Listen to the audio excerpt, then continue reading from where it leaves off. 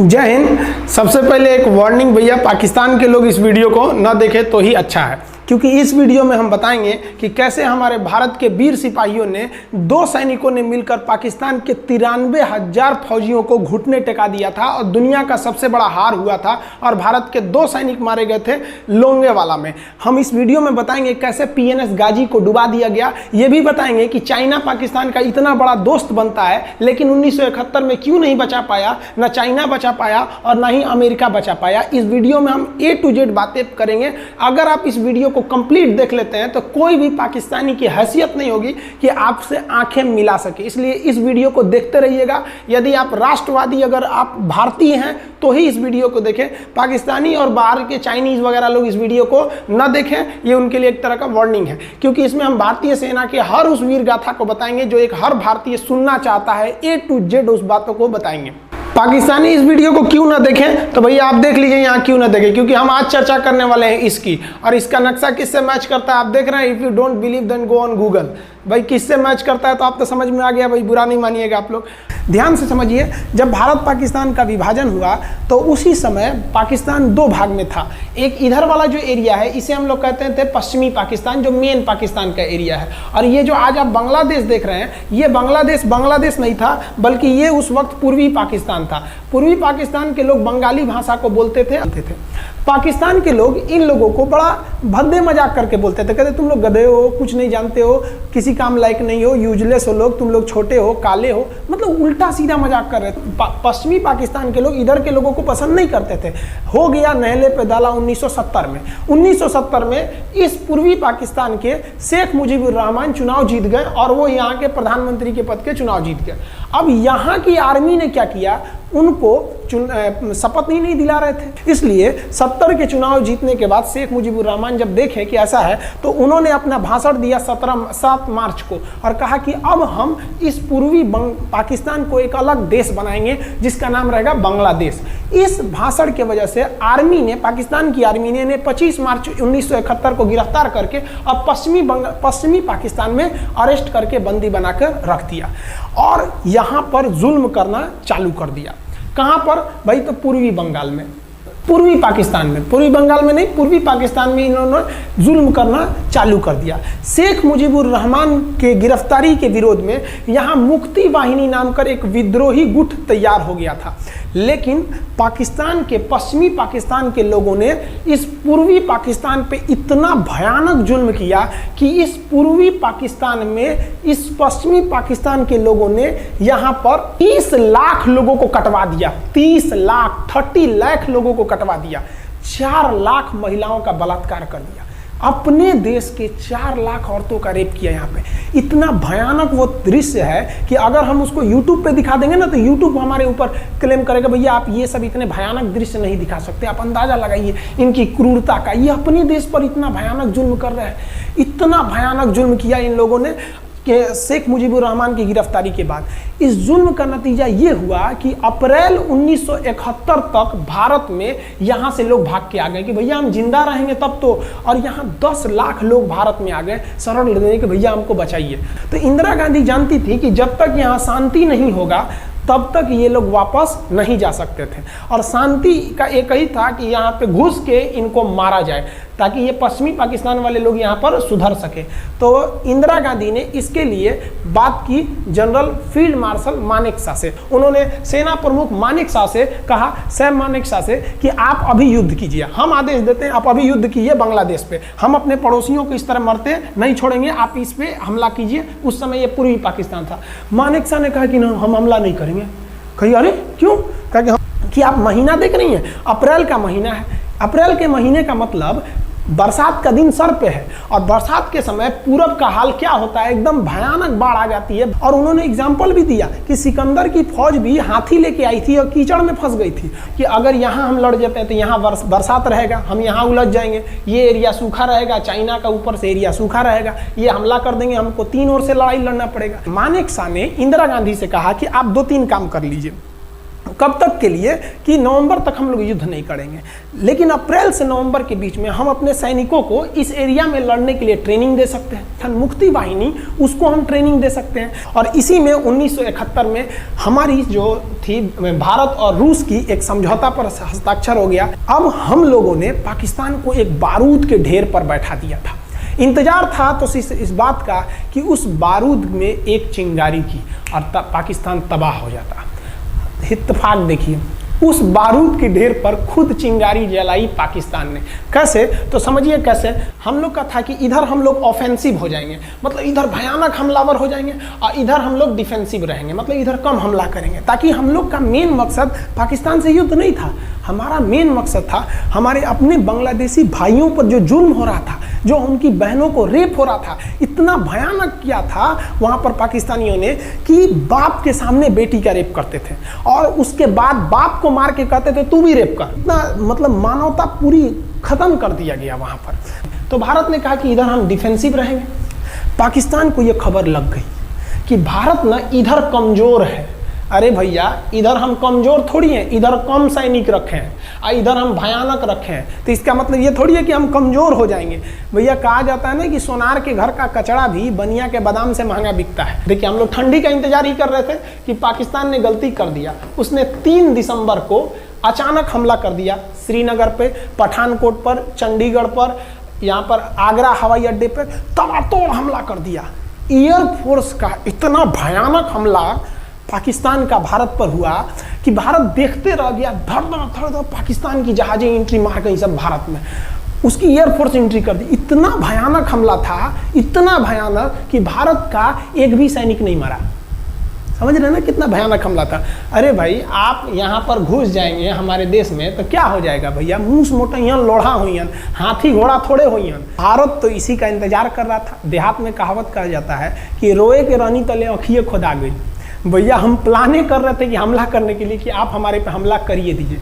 अब विश्व का भी दबाव नहीं आएगा हमारे ऊपर कि भैया हमला तो आपने किया है, अब हम लोग छोड़ेंगे नहीं। भारत एकदम दृढ़ निश्चय कर लिया।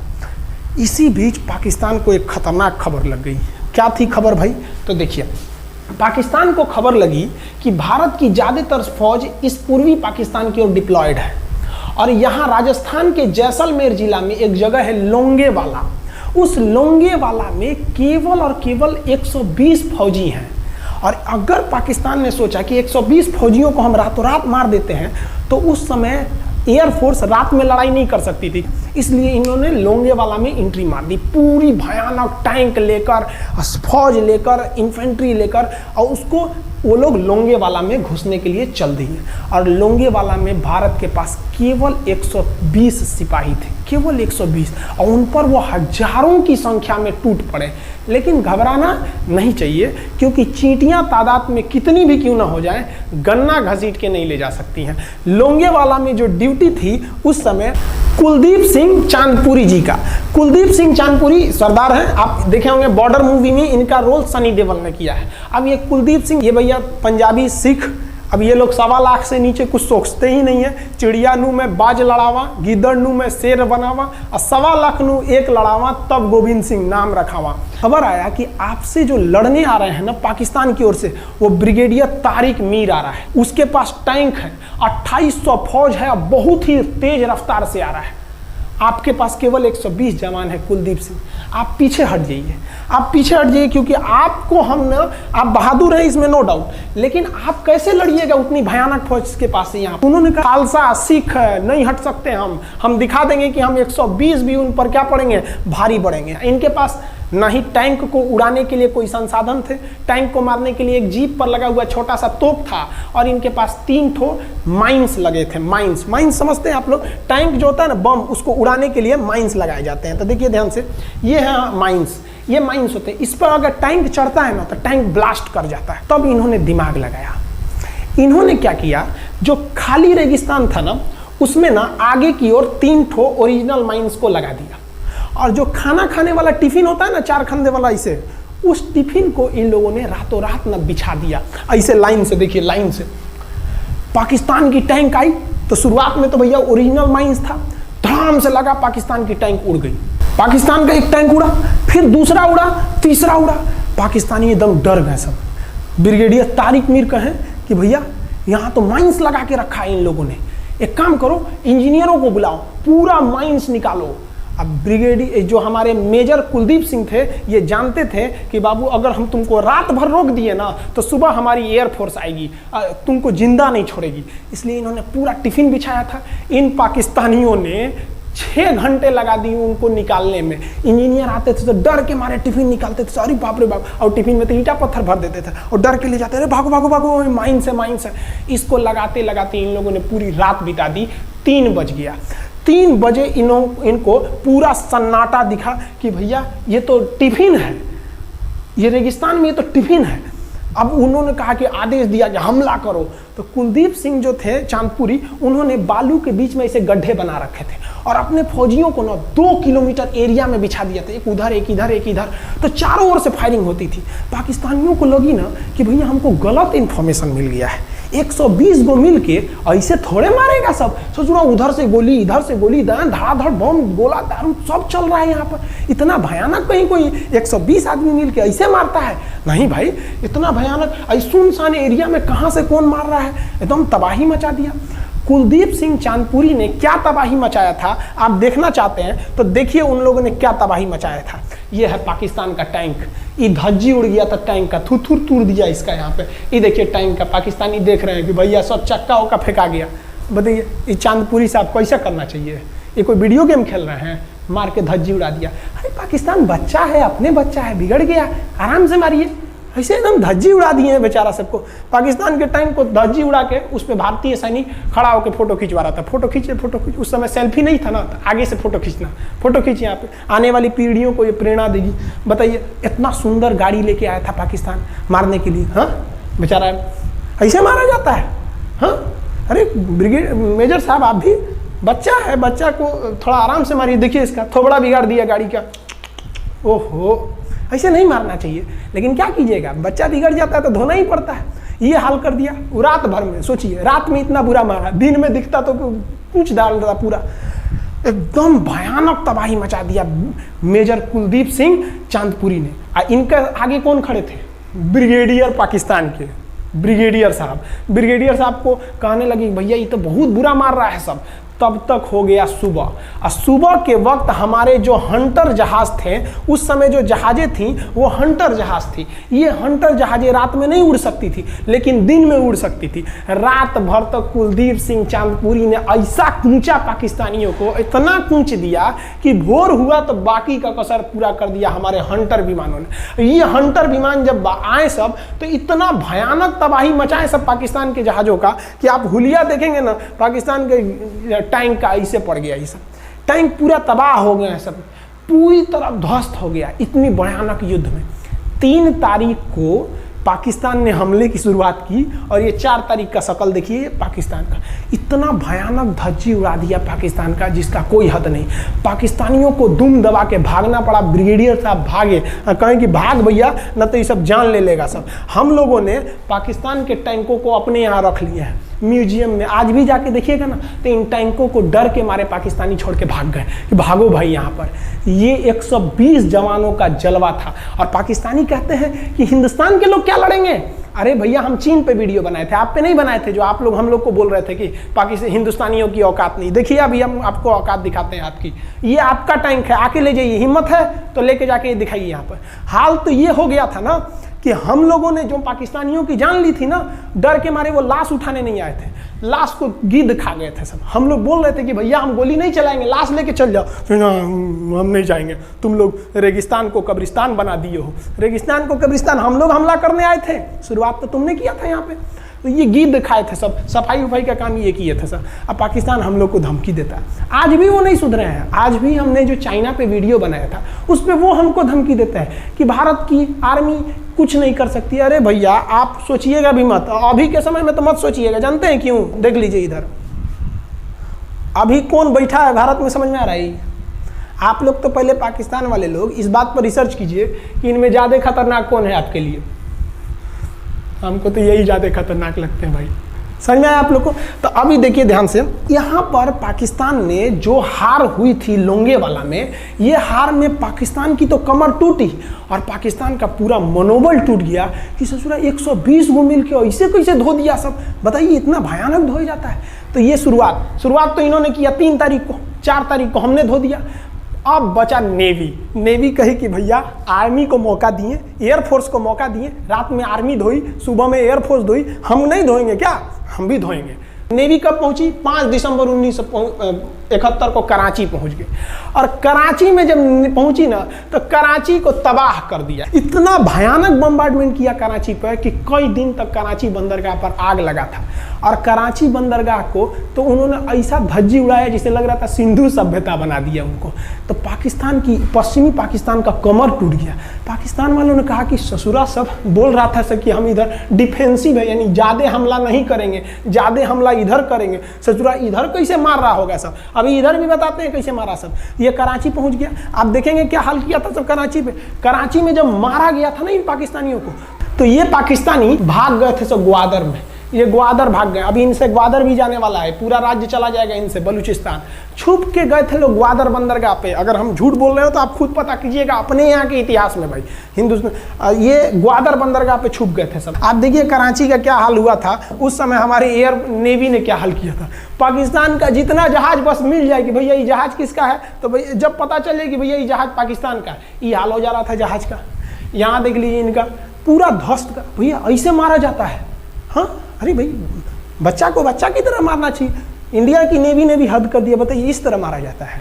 हाँ, यहाँ देख लीजिए पूरा का पूरा धज्जी उड़ा दिया इन लोगों को। अरे भाई बच्चा है, बिगड़ गया है तो थोड़ा सा आराम से ना मारिएगा कि देख रहे हैं इस तरह से मारा पूरा पाकिस्तान के। कराची बंदरगाह उड़ गया।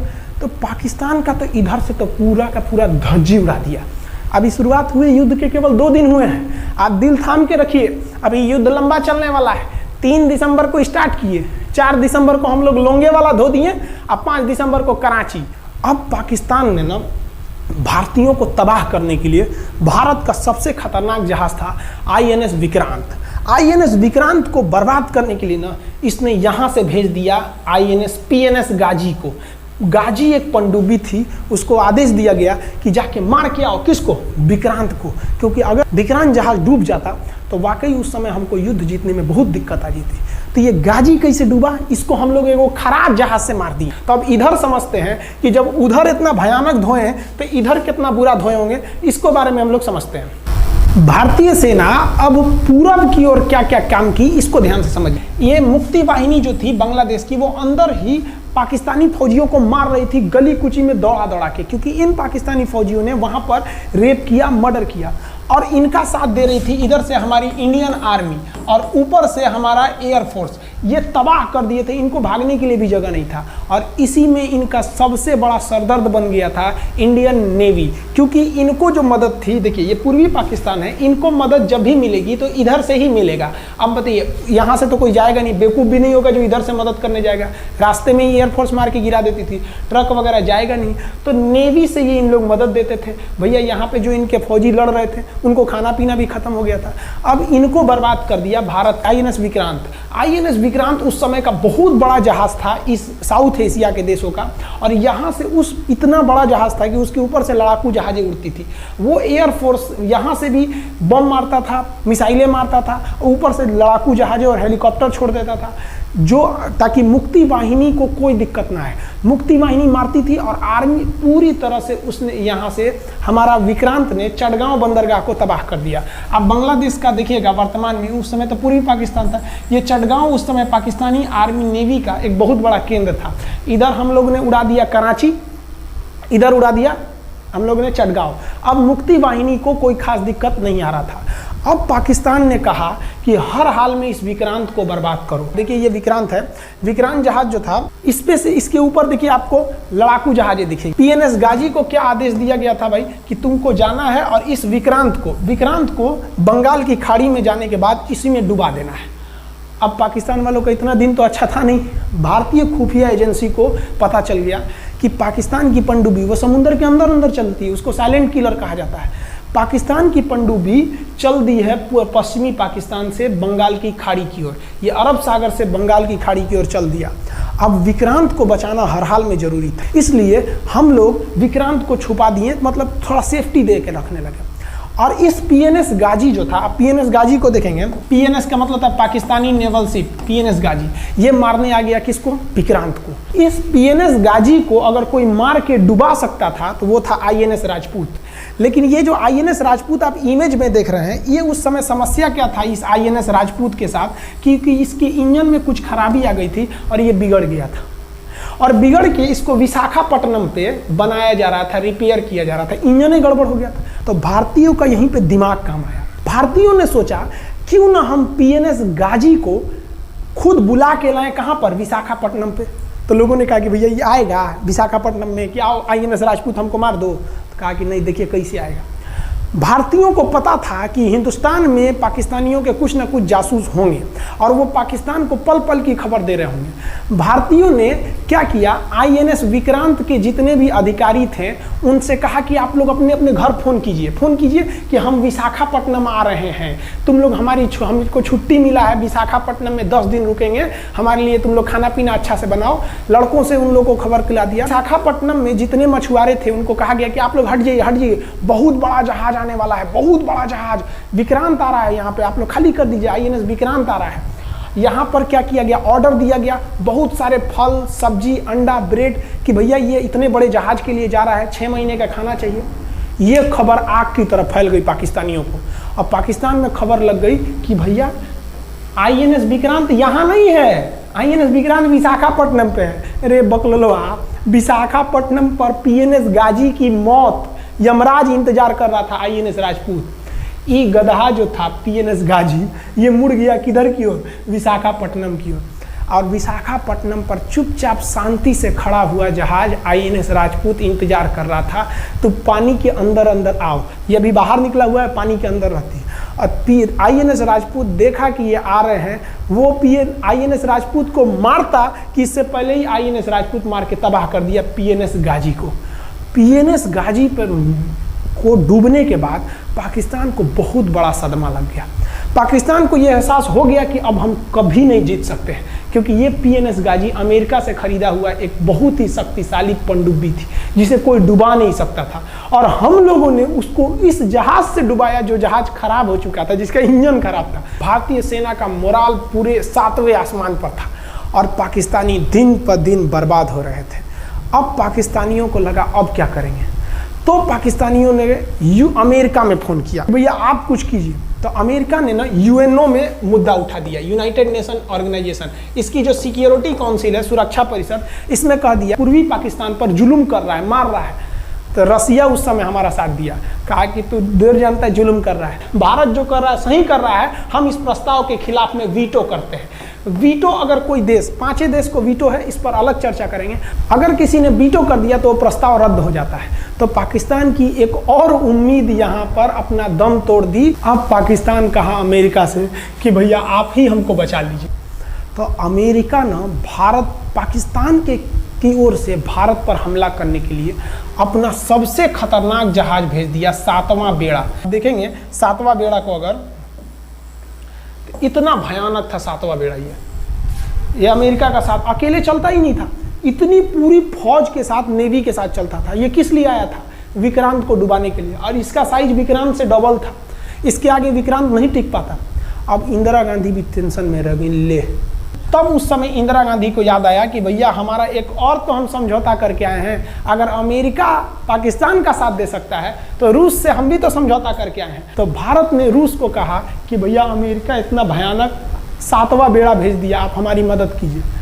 तो रूस ने कहा टेंशन क्या लेते हो, देखो हम बोलते हैं। रूस ने परमाणु पनडुब्बी भेज दी और रूस ने अपना 40वां बेड़ा भेज दिया। आप देखेंगे ये रूस का 40वां बेड़ा है, ये अपने भारी भरकम जहाजों के पूरे ग्रुप के साथ चल दिया, कहा कि चल भैया देखते तुमको कौन मारेगा भारत को। और अमेरिका को सीधा कह दिया कि भैया विक्रांत पर अगर आपने हमला किया तो ये हमला हम रूस पर हमला मान लेंगे। यहाँ पर खड़ा था भारत का विक्रांत और उसकी सपोर्ट में खड़ा था रूस का 40वां बेड़ा। और रूस ने यमन से अपनी एयरफोर्स को भी कह दिया था कि भैया तुम भारत की देखभाल करना। तो भारत की सुरक्षा के लिए इतने लोग, और अमेरिका अपना 7वां बेड़ा लेके यहाँ मुंह देख रहा था, और ब्रिटेन ने भी अपने ईगल नाम के बेड़ा को भी भेज दिया था। तो ये 2 लोग हमारे खिलाफ आ गए थे लड़ने के लिए कि अब बताइए, हम लोग बांग्लादेश की भलाई सोच रहे थे, और अमेरिका का 7वां बेड़ा और रूस का ब्रिटेन का ईगल हम लोग के खिलाफ था, और हमारा अपना विक्रांत और रूस की एयरफोर्स और उसकी 40वां बेड़ा हमारे साथ थी। ये पूरी तरह से बाउंड्री बना दिया था 40वां बेड़ा। 40वां बेड़ा का कहना था कि भैया हमारे जहाज पर ऑटोमेटिक मिसाइल लगी है, तुम अगर इधर आओगे तो हम मार देंगे तुमको ऐसे ही।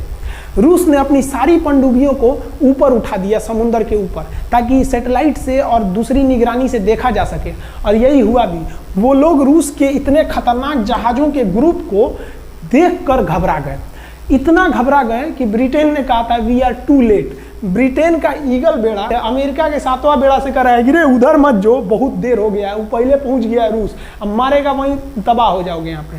तो 7वां बेड़ा ने धमकी दिया कि हमारे जहाज में परमाणु बम लदे हुए हैं। तो 40वां बेड़ा ने रिप्लाई किया था कि हम भी जब चले थे ना तो परमाणु बम लादे के चले थे, और गिनती जब कर रहे थे तो हम भी गिनती किए थे, 250 हमारे पास भी परमाणु बम था, लेकिन इतना ज़्यादा था कि सोचे कि कौन गिनेगा, बाद में गिनेंगे, आ जाओ देखते हैं किसके पास कितना है।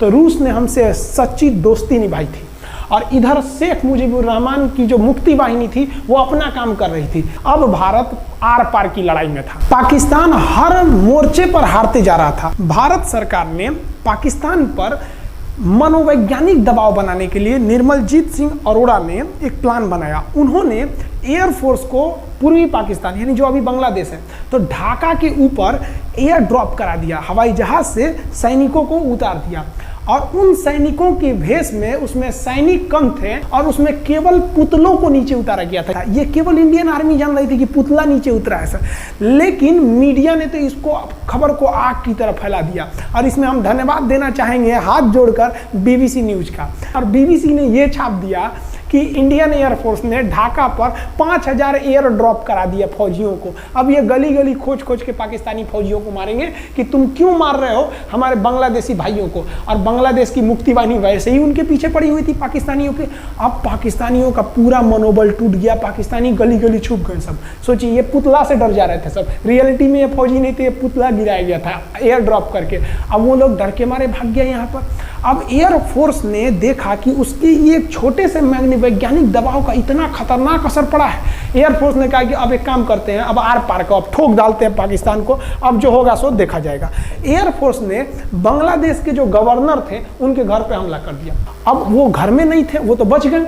बचने के बाद डर क्या होता है, देखिए डर किसको कहा जाता है। जो उनके गवर्नर हाउस थे AH मलिक, इन्होंने त्यागपत्र दे दिया। भैया जिंदगी रहेगी तो बहुत नौकरी करेंगे, डर के मारे त्यागपत्र दे दिया। सोचिए गवर्नर, क्योंकि पाकिस्तान का एक राज्य ही तो था पूर्वी पाकिस्तान। जैसे हमारा एक राज्य है उत्तर प्रदेश, बिहार, महाराष्ट्र, वहाँ पे भी एक गवर्नर होते हैं ना, संवैधानिक हिसाब से गवर्नर मालिक होता है उस जगह का। त्यागपत्र दे दिए। सोचिए ये डर था उनके अंदर। निर्मलजीत सिंह अरोड़ा जो लेफ्टिनेंट जनरल थे, जनरल तो हमारे मानिक शाह थे, लेफ्टिनेंट जनरल थे जिन्हें बांग्लादेश जीतने की जिम्मेदारी दी गई थी, मतलब उसे सुरक्षा करने की जिम्मेदारी दी गई थी। वो पाकिस्तान के लेफ्टिनेंट जनरल नियाजी से बात किए और उन्हें कहे कि हम आपको आधा घंटा का टाइम देते हैं और आप इस आधा घंटा में विचार कीजिए आप सरेंडर करते हैं कि नहीं। अगर आप सरेंडर कर देंगे तो हम आपको गारंटी देते हैं कि आपके सैनिकों को जिंदा रखा जाएगा, और अगर आप हमारी बात को नहीं मानेंगे, देखिए गवर्नर साहब के घर है, कोई ठीक नहीं है, आपके घर पे भी यही हो जाएगा।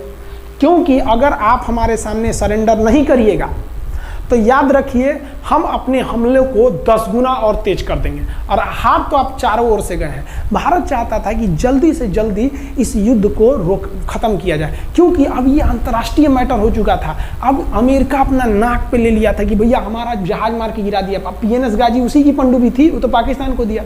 7वां बेड़ा को नहीं घुसने दिया, तो अमेरिका की किरकिरी हो रही थी। ब्रिटेन के ईगल को घुसने नहीं दिया, उसकी किरकिरी हो रही थी। अब भारत को उस समय लोग कहते कि ये गरीब देश है, अभी आज़ाद हुआ है। 1971 में हमारी यही हाल थी और सारे लोग कह रहे थे, हम उसको गरीब समझ रहे थे, रोवा के रख दिया अमेरिका को, हर जगह धो दिया पाकिस्तान को। अब बेचारे नियाजी क्या कर सके। नियाजी को आधे घंटे का टाइम दिया गया। 16 दिसंबर 1971, याद रखिएगा दिन, 16 दिसंबर 1971। ये हमारे इतिहास का 13 दिन के युद्ध में हमने पाकिस्तान को धूल चटा दिया था, क्योंकि 3 दिसंबर को पाकिस्तान ने युद्ध स्टार्ट किया था और 16 दिसंबर को हम लोगों ने जनरल नियाजी से आत्मसमर्पण करवा लिया। और आत्मसमर्पण आप देखना चाहेंगे जनरल नियाजी का। जनरल नियाजी इन्होंने हमारे लेफ्टिनेंट जनरल निर्मलजीत सिंह अरोड़ा के सामने आत्मसमर्पण साइन किया, और साइन करने के बाद बांग्लादेश के ढाका रेस कोर्स में इन्होंने साइन किया, और इनकी आंखों में आंसू था। एक देश के सेनापति के लिए इससे शर्म की बात क्या है, जो गिनीज बुक में नाम रिकॉर्ड करा दिया। गिनीज बुक में कैसे? देखिए, पाकिस्तान के लोग हम चाइना के वीडियो बनाए थे, उस पर कमेंट कर रहे थे कि इंडियन आर्मी कुछ नहीं कर सकती। देखो, बांग्लादेश तुम्हारी बहादुरी का जीता जागता उदाहरण है। तुम्हारे यहाँ का 93,000 फौज, सोचिए 93,000 सैनिक पूरी दुनिया में आज तक आत्मसमर्पण नहीं किया। ये 93,000 लोगों ने आत्मसमर्पण कर दिया। देख लीजिए, ये अपना बंदूक उतार फेंक दिए, अपने स्टार नोच के उतार दिया कि भैया हम लीजिए आत्मसमर्पण कर रहे हैं, बेल्ट उतार के दे दिया, अब चलिए जहाँ ले जा रहे हैं, जितना लाठी मारना है हमारी, आत्मसमर्पण। ये वही पाकिस्तान है, याद रखिए। आप याद कीजिए, हमारे 120 सैनिकों ने आपको धूल चटा दिया था लोंगेवाला में। केवल 2 सैनिक मरे थे लोंगेवाला में, और पूरी की पूरी आपको भगा दिया था 4 दिसंबर को ही। और आप याद कीजिए, बहुत बहादुर बनते हैं ना। 93,000 फौज आपकी हार के गई है यहाँ से। इतना बड़ा हार दुनिया में आज तक कहीं का नहीं हुआ है। 93,000 सैनिक सरेंडर करके गए हैं भारत के सामने से। क्या बात कीजिएगा आप हमारे सामने। तो ये है, गिनीज बुक में नाम है।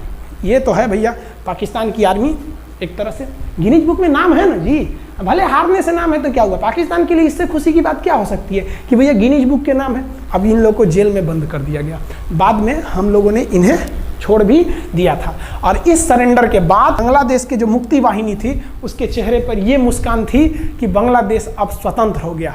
ढाका इंदिरा गांधी का स्टेटमेंट था, ढाका स्वतंत्र राजधानी है स्वतंत्र बांग्लादेश की। ये खुशी थी बांग्लादेशियों के चेहरे पर, जिनकी बहनों की इज्जत आबरू लूट ली गई थी उन्हीं देश की फौजियों के द्वारा। जिनके ये जो नियाजी थे, जब इन्हें लेफ्टिनेंट गवर्नर बना के भेजा गया था बांग्लादेश में, तो ये नहीं पूछे थे कि बांग्लादेश का स्थिति क्या है। ये पूछे थे कि जिन लड़कियों का रेप हुआ है वो कहाँ है, सब दिखाओ तो, मतलब ये भी जाके करेंगे। ये हाल था। ये इनके चेहरे पर मुस्कुराहट थी। बाद फिर मुजीबुर रहमान को पाकिस्तान से स्वतंत्र कराया गया। भारत ने जो अपना वादा किया था कि शेख मुजीबुर रहमान को स्वतंत्र करेंगे, बांग्लादेश को स्वतंत्रता दिलाएंगे, उनके अधिकारों के लिए लड़ेंगे, भारत ने अपने वादा को पूरा किया। आज शेख मुजीबुर रहमान की बेटी शेख हसीना बांग्लादेश की कमान संभाले हुई हैं। शेख हसीना, जब हमको याद है जब वो भारत आई थी तो एयरपोर्ट पे, तो मोदी जी एयरपोर्ट पर रिसीव करने गए थे, जबकि ऐसा नहीं होता है। शायद ही बांग्लादेश की प्रधानमंत्री को पूरी दुनिया में कोई बड़े देश का राष्ट्रपति रिसीव करने जाए, प्रधानमंत्री रिसीव करने जाए। तो भारत अपने पड़ोसियों का इतना ख्याल रखता है, चाहे वो नेपाल हो, भूटान हो, सबके साथ। अभी हाल फिलहाल में नेपाल के लोग थोड़ा गुस्सा हैं लिम्पियाधुरा काला पानी को लेके, लेकिन ऐसा नहीं है कि हमारा नेपाल के साथ कोई खराब रिश्ता है। हमारा नेपाल के साथ रोटी और बेटी का रिश्ता है। बांग्लादेशियों के साथ हमारा बहुत ही अच्छा संबंध रहा है। आज हमारे बांग्लादेश के साथ बहुत ही मधुर संबंध है। और बांग्लादेश को जो पाकिस्तान के लोग कहते थे ये किसी काम लायक नहीं है, ये वाले भाई लोग पाकिस्तान से आगे निकल गए। आज इनका मलमल का कपड़ा, जूट और पाम ऑयल पूरी दुनिया में फेमस है। जहाज़ों की मरम्मत में, मतलब जहाज के रिपेयरिंग में बहुत आगे निकले हैं बांग्लादेश के लोग। आई होप आप समझ गए होंगे। इस युद्ध के बाद अगर भारत चाहता तो भारत पाकिस्तान के पश्चिमी भाग को भी कब्जा कर लेता, क्योंकि यहाँ तो हम लोग हराए ही थे। उनके 93,000 फौज तो हम लोग जिंदा पकड़ लिए थे। हम उन्हीं को कह देते बंदूक लगा के कि कश्मीर खाली करो, हमारा यहाँ से वापस जाओ। लेकिन बावजूद हमने इंसानियत दिखाई थी पाकिस्तान के ऊपर। इसका बदला पाकिस्तान ने हमें क्या दिया पता है? 26/11 हम संसद भवन पर अटैक, तो कभी अमृतसर में अटैक, कभी मुंबई में बम ब्लास्ट, कभी 26/11 का हमला, ये सब हुआ। हम चाहते तो उस वक्त भी जीत सकते थे। ये पाकिस्तान वाले आप जो कहते हैं कि हम बहुत बहादुर हैं, भारतीय सेना हमारा क्या कर सकती है, तो भारतीय सेना की रहमो करम पर आप लोग जिंदा थे, वरना 1972 में ये जो सेना थी ना, 71 में, आप लोग को कहीं का नहीं छोड़ती। आप हिंदुस्तान के व्यूवर्स आप लोगों से भी कहते हैं कि एक लाइक तो बनता है इस सैनिकों के लिए, हमारे लिए नहीं, हमारे इस चैनल के लिए। कभी नहीं कहेंगे कि खान जी रिसर्च सेंटर चैनल को आप सब्सक्राइब करिए, लाइक करिए, हम ये कभी नहीं कहते हैं। लेकिन हम ये जरूर कहते हैं कि आज एक लाइक बनता है हमारे इन वीर सिपाहियों के लिए, लिए, जो आज भी सेना के लिए डटे हुए हैं। और ये पाकिस्तान इस पर कमेंट करते हैं। हम आप भारतीयों से कहते हैं, आप हिंदुस्तानी हैं तो इस वीडियो को जितना से ज़्यादा शेयर करना है आप शेयर कीजिए, ताकि आपके बच्चों तक को ये पता चल सके कि हमारे सैनिक कितने बहादुरी हैं, कितने बहादुरी से लड़े थे हमारे सैनिक, कितने बहादुर हैं। और इस वीडियो को आप इतना शेयर कीजिए कि पाकिस्तान तक पहुंचे और वहां का बच्चा इस वीडियो को देखे, ताकि उनके अंदर भारतीय सेना का जो डर है वो बैठे। ये डर जरूरी है उनके अंदर, ये डर उनकी हड्डियों तक जाना चाहिए। और हाँ, कोई भी देश के हो, हर देश को अपने सैनिकों के लिए सम्मान करना चाहिए। हम ये कोई मनगढ़ंत कहानी नहीं बताएं, हम अपने सैनिकों की वीर गाथा बताएं जो A to Z अक्षरशः सही चीजें हैं। समझ में आया? आप इस वीडियो को देख रहे हैं तो मेरे साथ बोलिए आप लोग, भारत माता की जय। पाकिस्तान के युद्ध का जो हम सीरीज बना रहे हैं, आज 71 का युद्ध बढ़ाएं। हम आपको कल 1948 का युद्ध बता देंगे, 65 की लड़ाई में वीर अब्दुल हमीद ने जो बहादुरी दिखाई, फिर आपको 84 का सियाचिन, 99 का करगिल और 62 की चाइना युद्ध के बारे में भी बता देंगे। याद रखिएगा, चाइनीज और पाकिस्तानी इस वीडियो को डिसलाइक जरूर करेंगे, आप उन पर भारी पड़िएगा। ये वीडियो आप संभाल के रखिएगा, अपनी पीढ़ियों को दिखाइएगा कि हमारी सेना कितनी बहादुर थी। एक सैल्यूट हम अपने वीर जवानों के लिए। जय हिंद। हम बहुत ही सौभाग्यशाली हैं जो ऊपर वाले ने हमें हिंदुस्तानी बनाया। I proud to be Indian. जय हिंद।